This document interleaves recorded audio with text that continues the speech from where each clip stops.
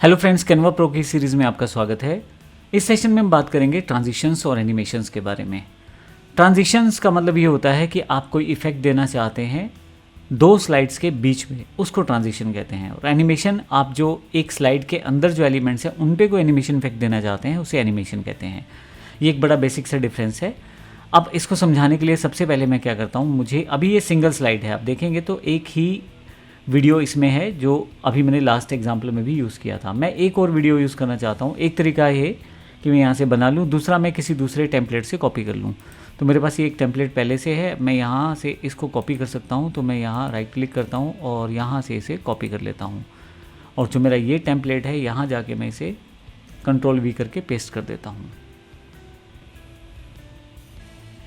अब जब मैं इसको पेस्ट कर देता हूँ तो ये मेरे एक दूसरे पेज की तरह यहाँ पे ऐड हो जाएगा। आप देखेंगे यहाँ पे ये जब मैं प्ले करूँगा इसको, तो फिर ये दूसरे स्लाइड की तरफ चला जाएगा जिसमें काफ़ी सारे एलिमेंट्स वहाँ पे आना शुरू हो गए हैं।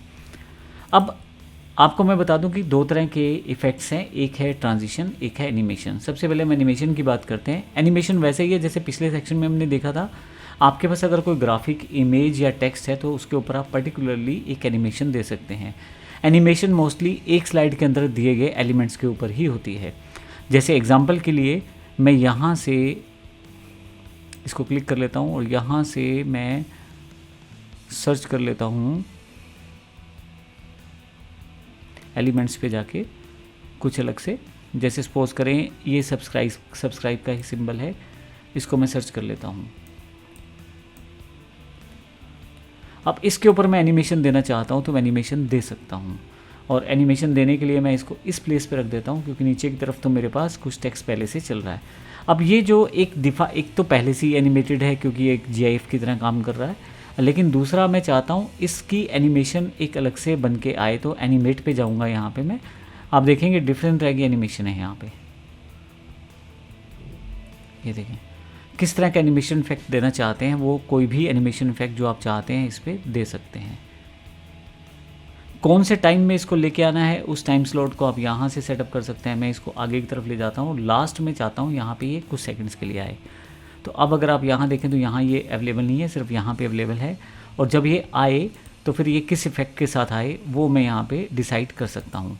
जब आप इस इफेक्ट को लेते हैं तो देखें आपके पास इंटेंसिटी है, इंटेंसिटी लो कर सकते हैं, हाई कर सकते हैं, जैसा चाहें वैसा कर सकते हैं आप। इसके अलावा डायरेक्शन है, किस डायरेक्शन में आप इसको करना चाहते हैं देखें।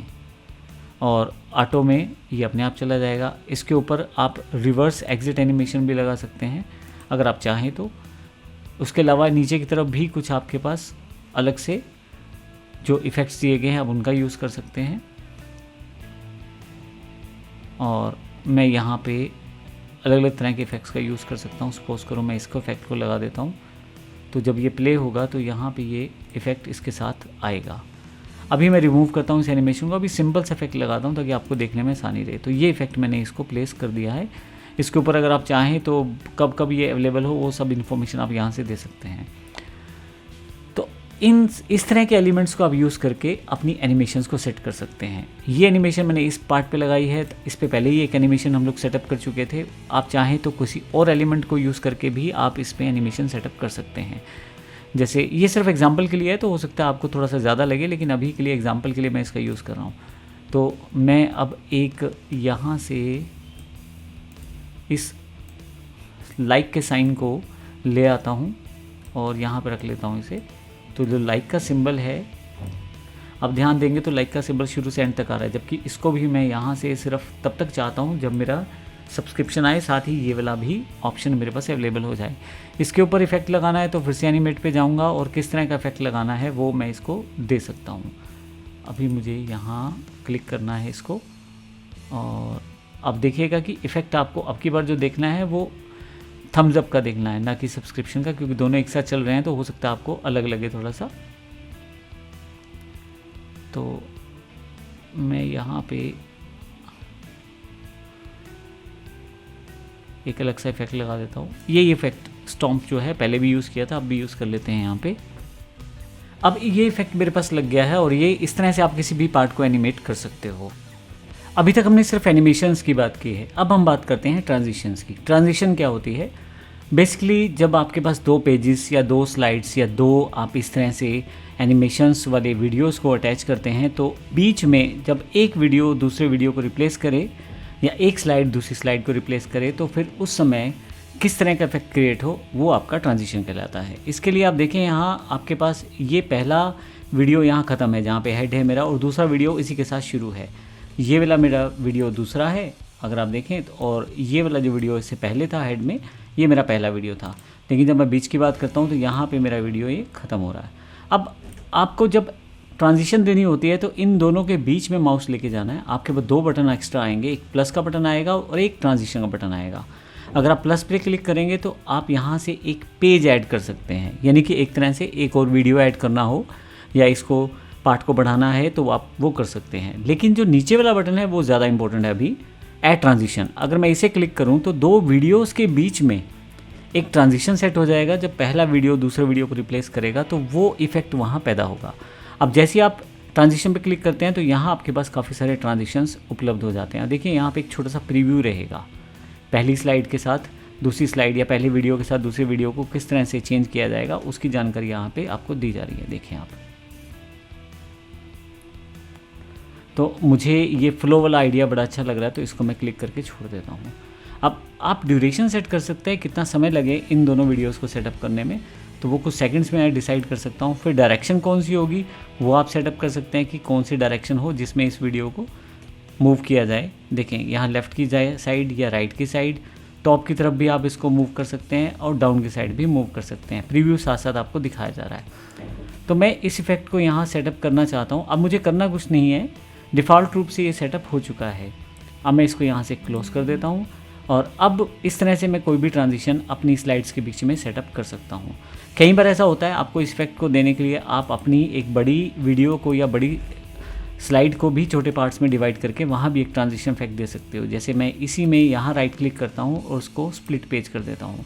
अब फिर मान के चलिए 2 स्लाइड्स अलग अलग मानी जाएंगी और यहाँ पे आप फिर से माउस अगर बीच में रखें तो अब ये क्योंकि मैं 2 पेजेस सेपरेट माने जाएंगे स्प्लिट करने के बाद, तो यहाँ पे फिर से एक ट्रांजिशन है, इसको मैं क्लिक कर देता हूँ।